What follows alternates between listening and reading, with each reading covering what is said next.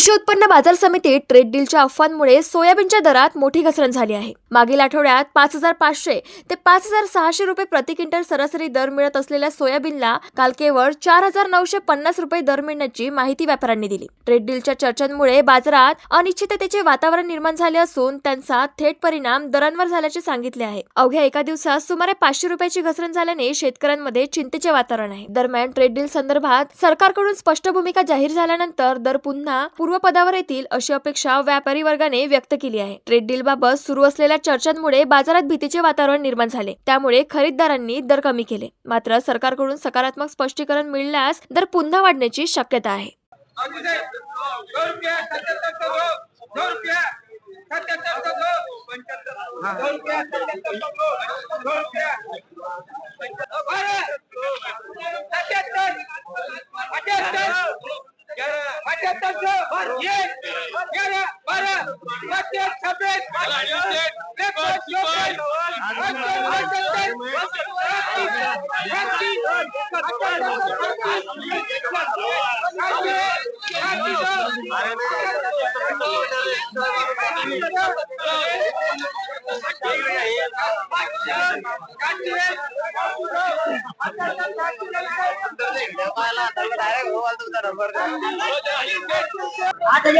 आज पाहतो 12 फेब्रुवारीला कृषी उत्पन्न बाजार समिती जालनामध्ये जे रेट चालू आहे, उच्चतम दर्जाची तूर 82-83 पर्यंत विकलेली आहे। अवरेज माल 77-78 पर्यंत विकू लागलेले।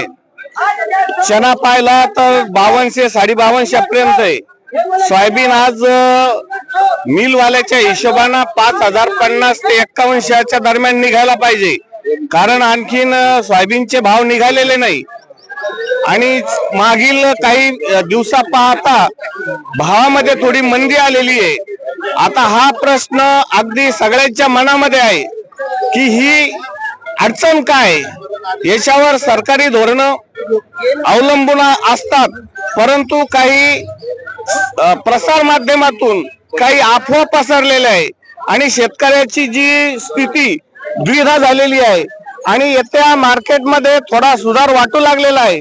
काय होईल हा सगळं काळच सांगेल, कारण धोरणानुसार इथलं चालतं आणि सोशल मीडिया आणि प्रसार माध्यम काही बातम्यामुळे आणखीन भावामध्ये बदल होतो। येता काळ हा शेतकऱ्यासाठी चांगला होता, पण भाव बदलले आणि शेतकऱ्याची जे आशा होती ती थोडी निराशा झालेली आहे।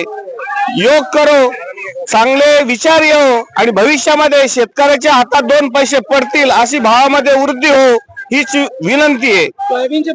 सोयाबीनचे भाव अचानक पडले, कारण मागील 2-4 वर्षात पाहता सोयाबीनची पहिल्यांदाच थोडी तेजी आली होती आणि सगळ्यांच्या नजरा त्या तेजीकडे लागल्या आणि साहजिकच जेव्हा भाव वाढते तेव्हा प्रत्येकाच्या मनात एक आशा असते की भविष्य काळामध्ये मला 2 पैसे पडतील, पण अचानक भाव पडले आणि सगळं शेतकऱ्याची आणि व्यापाऱ्याची एक निराशा झाली।